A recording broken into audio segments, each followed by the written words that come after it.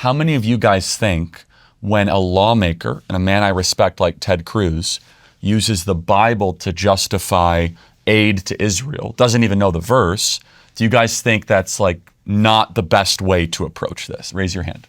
Okay. I think Ted Cruz used Genesis 12:3. I think a lot of people see that as off-putting when you look at the New Testament. Why?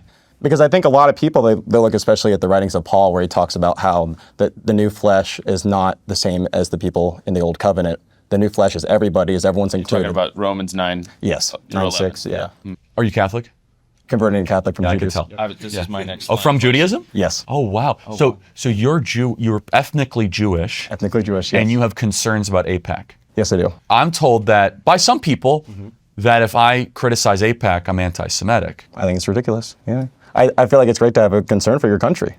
Do you think that that AIPAC represents, again, I'm not saying I believe this, but I think this is what you're saying, that it represents a kind of cutting in line of prioritization away from the American people? Yes. Would you guys say that's a fair summary? 100%. Meaning that, like, okay, we vote, we're citizens, but a separate group gets higher priority because of whatever reasons. How many of you guys think when a lawmaker, and a man I respect like Ted Cruz, uses the Bible to justify aid to Israel, doesn't even know the verse, do you guys think that's like not the best way to approach this? Raise your hand.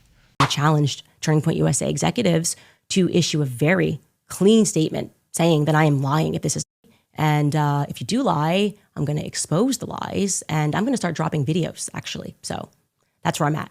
Enough of the games, enough with trying to allow Israel to wrangle a narrative that you know is not true. I challenged Turning Point USA executives to issue a very clean statement saying that I am lying if this is not true. About 48 hours before Charlie Kirk died, Charlie informed people at Turning Point, as well as Jewish donors and a rabbi, that he had no choice but to abandon the pro-Israel cause outright, okay? Charlie was done. He said it explicitly, that he refused to be bullied anymore by the Jewish donors. Can you guys answer? Did he express that? Did he also express that he wanted to bring me, Candace Owens, back because he was standing up for himself? And then did he, just 48 hours later, conveniently catch a bullet to the throat before our onstage reunion could happen? It's a yes or a no. Explicitly, I want to hear from Turning Point USA that I'm lying about that. I want you to say, no, it was just, he was feeling a little bit of pressure. No, I want you to literally answer what I have just said. It either happened or it didn't. I'm either making it all up or it happened exactly as I'm saying. And while we're at it, may I ask, what is the name of the Jewish donor who sponsored the Hamptons weekend? Okay. And to Pastor Rob McCoy, were there any LLCs that you or your son were being paid through that sat outside of Turning Point? I'm asking that question genuinely. Yeah, I'm putting the fire here right at the feet of Turning Point because I am disgusted. I am genuinely disgusted. I am looking around and wondering whether Charlie's entire life was the Truman Show. None of you guys are behaving in the way that you should be behaving, okay? There is no way you are letting these lies fly unless, as I am hearing,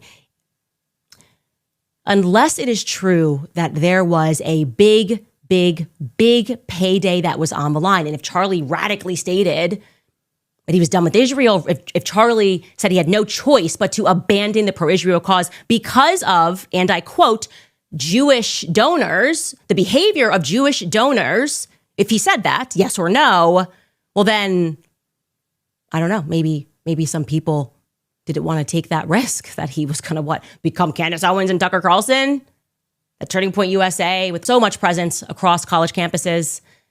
Maybe they didn't want to take the chance. You see, I'm just one person, so it's easy to just try to cancel my life and lie on me every second of every day. But Turning Point USA, I think, got a little bit bigger than Charlie, and I'm no longer going to allow this lie and this narrative. So answer the questions, yes or no.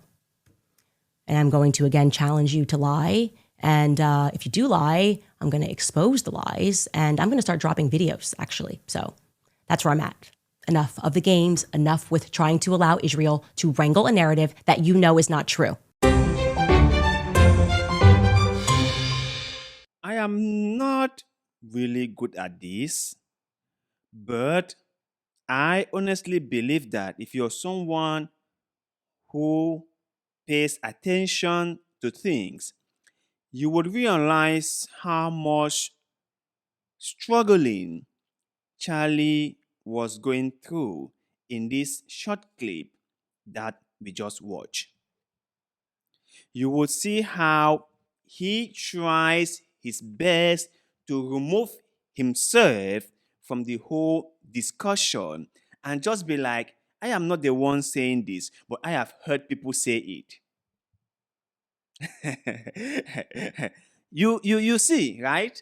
You see that, don't you think that it's unfair to us, the voters, to vote for our leaders, thinking our leaders will be there to serve our interests, only to find out that they are serving the interests of other entities who do not even vote for them, who shouldn't be the priority?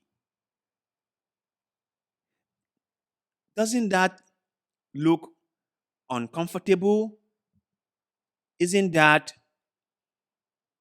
a disfavor to us? Doesn't that make us feel sad? You can see, okay, these are all the emotions on his face. You can see how he is really struggling with words. It was clear. It was clear. So, all those people who are speculating, I mean, I have to stress this point very clearly, speculating that Charlie might have been taken off by people who found the new path he was about to take very, very unfriendly. They might be right.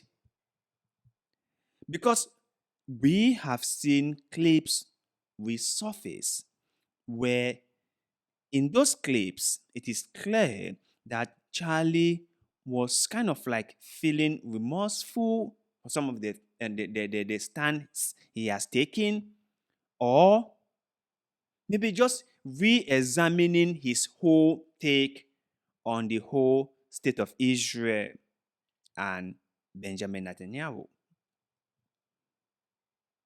This short clip here said it all. Now, we don't know what really happened except from what the authorities are telling us, that it was a lone gunman who took down Charlie. We don't know if it is true or not. Like I have always said, I don't believe the government. I don't trust the government. Even my own government, I don't trust them. If there is one set of people whom I really, really despise and detest, are politicians.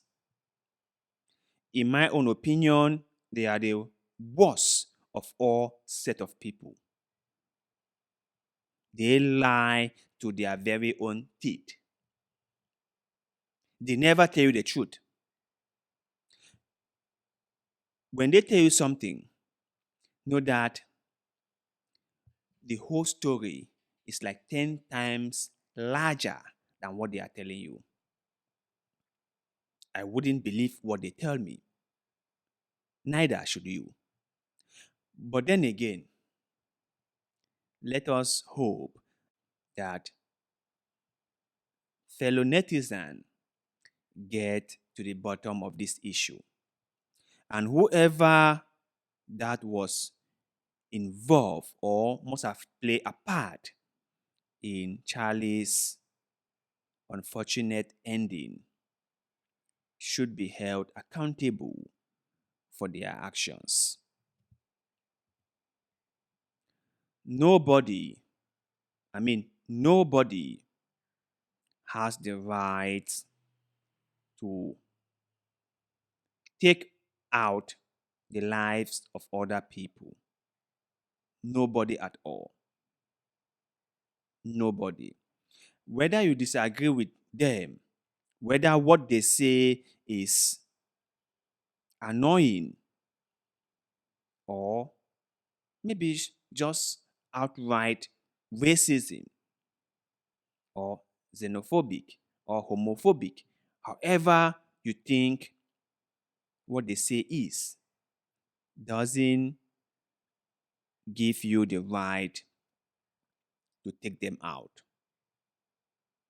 Because if we start taking people out because we disagree with them, then what have we actually become? What have we really, really become? This is a question that we all must ask ourselves. And for those of you out there who might be thinking that maybe the state of Israel might have played a part in Charlie's demise, I would urge you guys to look for substantial evidence to back up your claims before you go ahead with them. It is not a great thing to spread information that has no backing. I just hope we all can handle this whole situation with clear minds. But you guys out there, after watching the short clip and seeing how Charlie was struggling to confront the state of Israel, what is your take? Do you think that he was really turning from Israel? Do you think that he was revisiting all his stance on Israel? Do you think that the state of Israel were scared that they are losing a very important person, a very influential person, someone who wielded a lot of power, and so they took him out? What do you think went on? Just share that with us in the comment section below, because like always, we love hearing what you guys have to say. Please don't forget to like the video. Don't forget to share the video. Don't forget to tell a friend or two about this platform.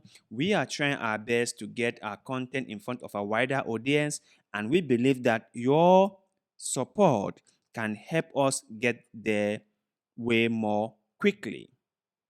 So we shall appreciate every single help that we get from you. Thank you very much. Once again, see you in the next one.